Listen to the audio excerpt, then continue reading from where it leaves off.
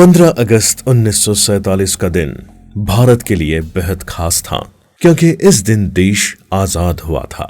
यहाँ के लोगों ने जिस स्वतंत्र राष्ट्र की कल्पना की थी, सबके सहयोग से वो खास दिन आ गया था।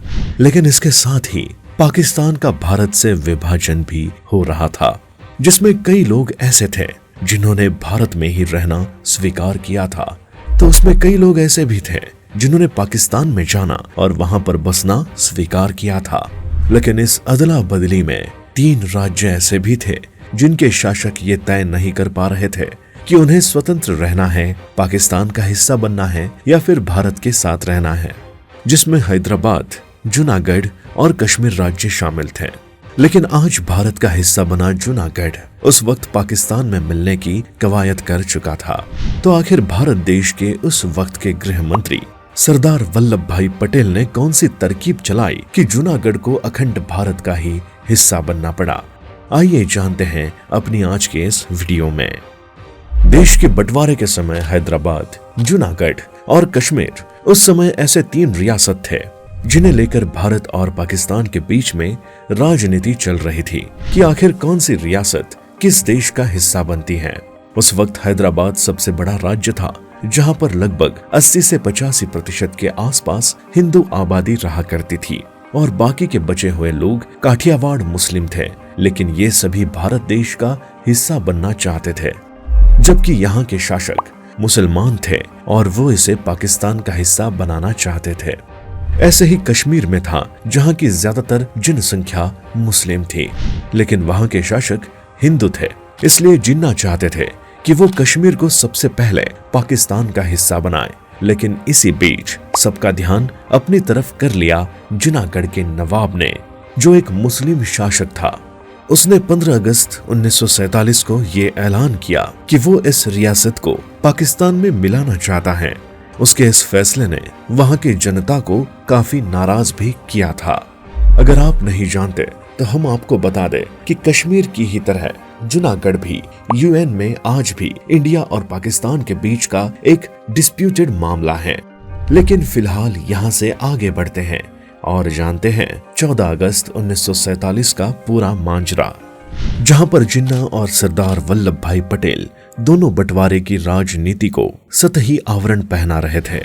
दरअसल जूनागढ़ और हैदराबाद के शासक इन राज्यों को पाकिस्तान का हिस्सा बनाना चाहते थे, लेकिन यहाँ की ज्यादातर जनसंख्या हिंदू थी जो भारत का हिस्सा बनना चाहती थी।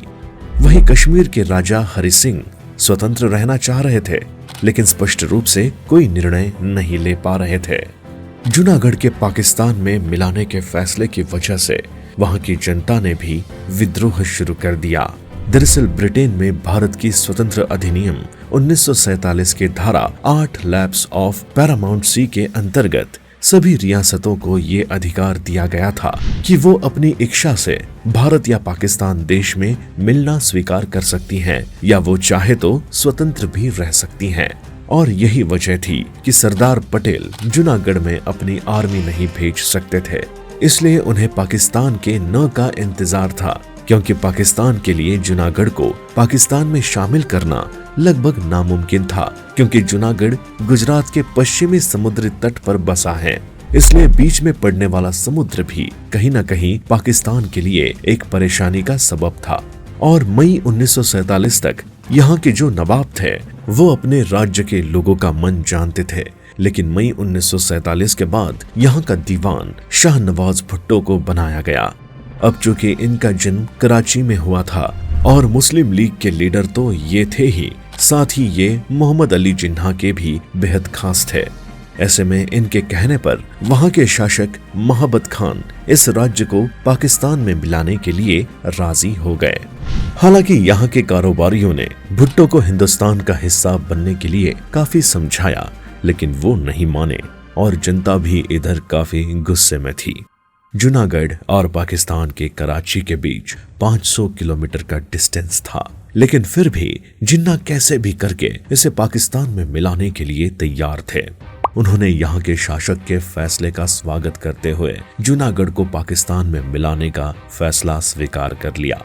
यहाँ जिन्ना ये राजनीति अपना रहे थे कि अगर जूनागढ़ पाकिस्तान में मिलता है तो भारत यहाँ पर पब्लिक पोल चाहेगा, और अगर ऐसा हुआ तो यही राजनीति वो कश्मीर में अपनाएगा, क्योंकि कश्मीर में ज्यादातर आबादी मुस्लिम की थी। लेकिन जिन्ना की ये चालाकी सरदार वल्लभ भाई पटेल बहुत अच्छे से समझ रहे थे, इसलिए उन्होंने ऐसा कुछ भी न करते हुए भारत सरकार के रियासत डिपार्टमेंट की सेक्रेटरी वीपी मेनन को नवाब मोहब्बत खान से मिलने के लिए भेजा। वैसे ये नवाब से तो न मिल सके, लेकिन भुट्टो से इनकी मुलाकात हुई, जिन्होंने इन्हें बातों में फंसाकर वापस भेज दिया। ये यहाँ से राजकोट होते हुए मुंबई आए और यहाँ कई काठियावाड़ी नेताओं के साथ वहाँ के बड़े बड़े बिजनेसमैन से भी मुलाकात की, जिनके घर बेशक जूनागढ़ में थे, लेकिन ये रहते मुंबई में थे। यहाँ आकर वीपी मेनन को पता चला कि नवाब के इस फैसले को लेकर जनता में कितना आक्रोश है और लोग कानून हाथ में लेने के लिए भी तैयार हैं। ऐसे में उन्होंने सत्याग्रह की तरकीब सुनाई, जो बाकी वहां मौजूद लोगों को भी काफी पसंद आई। और 25 सितंबर 1947 को जूनागढ़ के लोगों ने वंदे भारत अखबार के संपादक श्यामल दास गांधी के नेतृत्व में अपनी आरजी सरकार बनाई। इस बीच सरदार पटेल ने जिन्ना को 1 महीने का समय दिया था कि वो अपना फैसला वापस ले, लेकिन उन्होंने ऐसा नहीं किया, जिस वजह से जूनागढ़ में एक्टिव आरजी हुकूमत ने एक एक करके जूनागढ़ के अलग अलग गांव पर अपनी हुकूमत जमानी शुरू कर दी।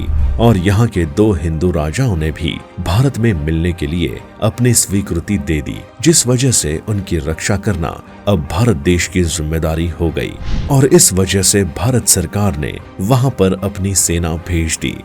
24 अक्टूबर 1947 को यहाँ के सारे रास्ते बंद कर दिए गए और आरजी हुकूमत पावर में आ गई।